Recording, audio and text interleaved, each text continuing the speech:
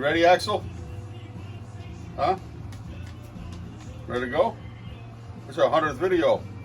Or, no, 100,000 subscribers up on Chaplin's restaurant page.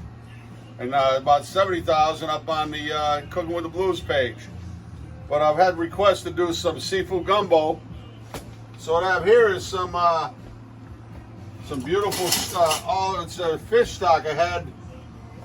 Was started off with some porgy stock, and then Michael from the Scallop King here gave me some monkfish.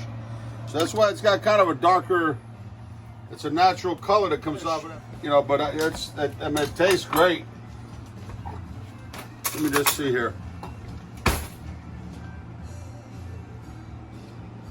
Oh yeah, and I have a really nice flavor. And then I have some clams I had, frozen. I'm just going to simmer them up to get some extra juice out of it, some extra flavor, some extra stock. And it's a New England gumbo. So again, this is my New England gumbo. It's a little different than New Orleans. I don't use a black roux, a dark roux. And I thicken it pretty much with filet. Gumbo filet. I get that from Magic. Paul Prudhomme's Cajun Magic, but it's a gumbo filet, and I also got some from Emerald that was really good. This is just pure sassafras. A lot of times you get the filet, gumbo filet, it's mixed with ground thyme. But here, of course, we're going to start out with a little bacon. Crank the fire up a little bit, and I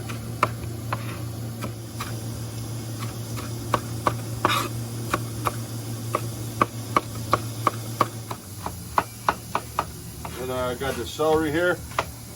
You know how I do it, how I cut it. Easy dice.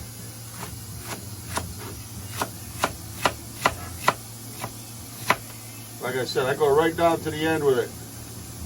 It's barely cooked.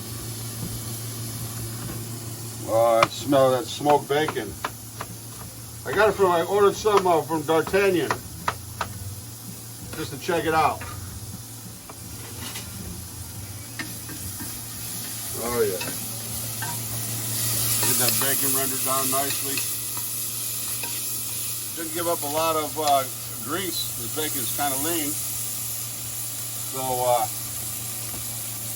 I'm going to add in a little bit of butter. I know I probably don't use it in New Orleans butter. I don't have any more bacon grease. So I put a little napkin underneath there. Keep my board from sliding.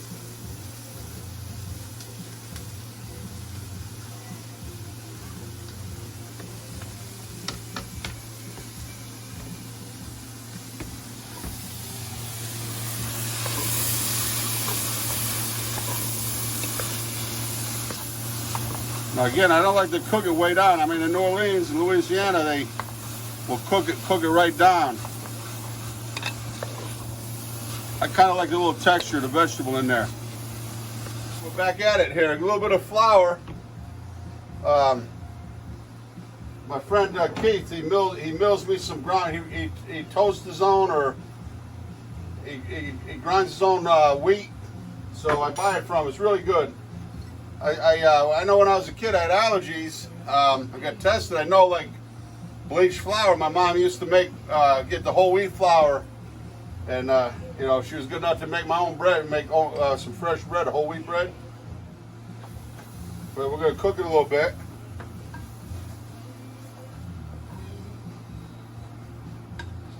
Just to absorb a little bit of the fat, the bacon fat and butter.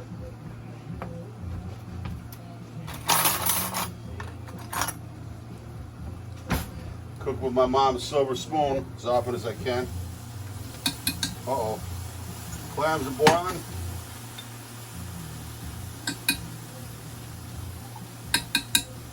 So some tomato paste. I'm not going to use all of it.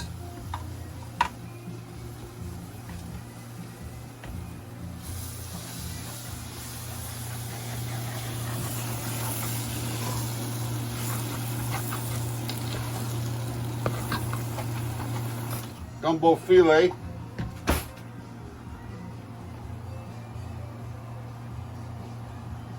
We'll go with 2 to start off, 2 tablespoons.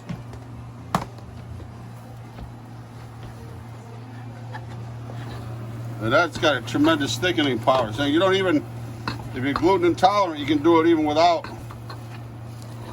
Oh, it's got incredible smell.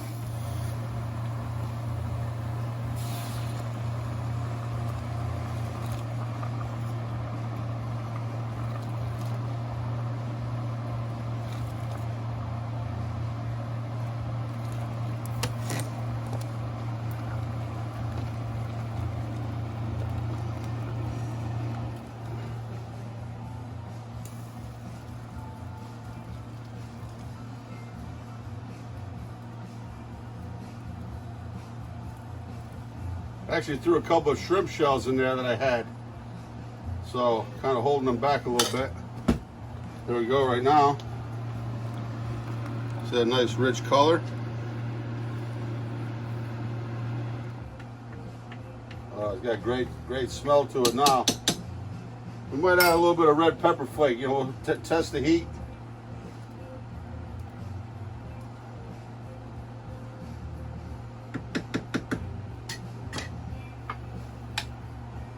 Give it a taste.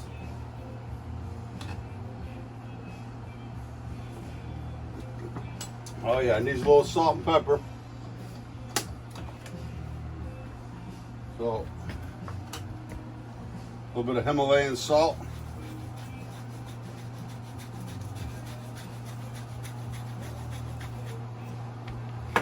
I didn't put any garlic in it. Could use some garlic.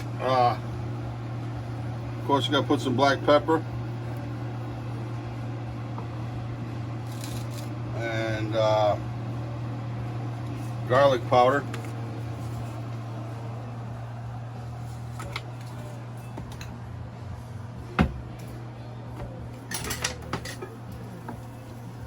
All right, just gonna let that simmer down here for a little bit. And then when those clams are done, add some of that clam stock into it, and we'll be right back.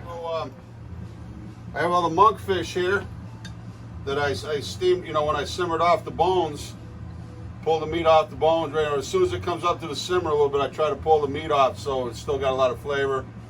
And a couple pieces that we roasted off for dinner. I'm gonna put that right into the gumbo. So it's kind of like a monkfish, predominantly monkfish gumbo, but then the clams, I'm gonna put a couple of those whole clams in there. Okay, so we got the clam juice. We got nice, I reduced it down by half. That'll give us some nice, add a little more richness. Be careful with the grit in the bottom, as always. Got the same flavor as you'd have if you use the dark roux. It's a little on the thicker side right now. I mean the thin side rather. So I just add a little bit more filet. Come here, take a look at this. Yeah, see? So we're gonna add a lot more seafood into it. And that's it. So one little trick I'll show you, you know, you wanna get all the guts out of it. Go like that, see? What I do is I'm gonna make some rice. So I did, but I also want some more fresh vegetables in here. In my gumbo, because, you know, we cooked, what we put in there before is definitely cooked into it. So now I have the rice, just like a tomato rice. We're going to use it in our gumbo to garnish it. So you know the rule of thumb with rice, it's like a thumbnail. And, you know, we might even make a little jambalaya out of it. So I have some porgy, some nice porgy, fresh porgy, some scallops, some shrimp. So I'll show you this nice shrimp. We'll devein it. Okay.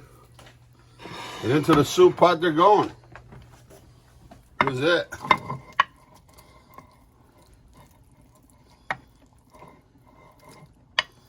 And what I want to do is I don't want to really simmer this up too hard. Pretty much as long as the seafood is ready, and we want to shut it down because we're not going to eat it all today, obviously. Check this little goodness out here. The bon ton roulette right there. Woo!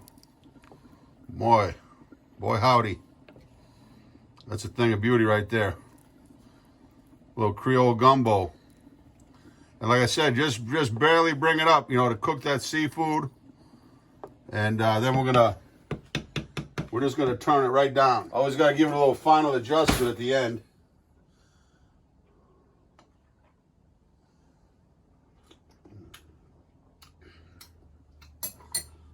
My friend Nate Peck down at Nate's Seafood in Dallas, I think he'd be proud of this right here.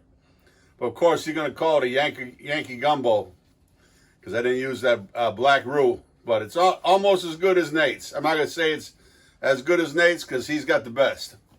But we'll be right back. We are red eye gravy here. Look, take a look. I gave Lakeisha a little taste out of here. So, well, we'll continue to add seafood to it. You know, we'll pull out, you know, what we want. But then here's the rice. All nice and good.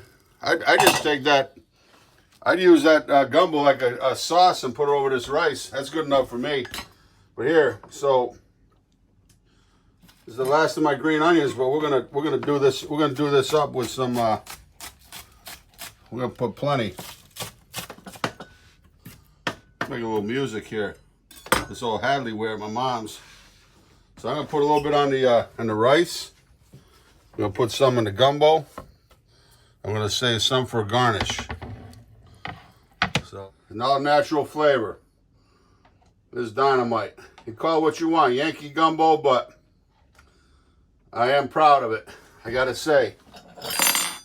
Here, put it right over here.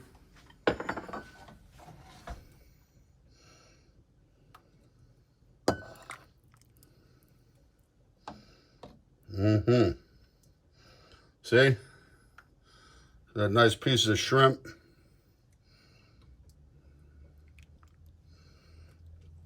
Then put a nice spoon of rice.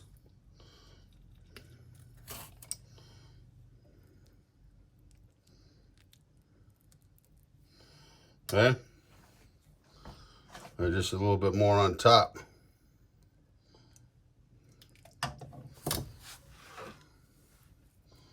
Let's get a little green onion. That's it. New England seafood gumbo. Let's gotta take a taste of this. Got a nice clam in there.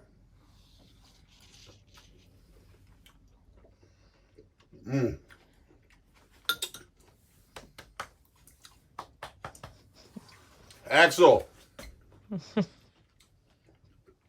He is snoozing out because he ran hard today. He might be up in Titus's room. Axel! Where you been? What's going on? Take a seat. Take a seat. Hey. What have you been doing? You all warm? Been on the couch? Yeah, well, you'll get a little taste later on. Okay, buddy? He ran hard today. Look at them all getting gray and everything. Just like me. All right. You're a good boy. You're a good boy. You want to jump up on me? I don't think so. Never does. Hey, Dad, you guys go with the blue.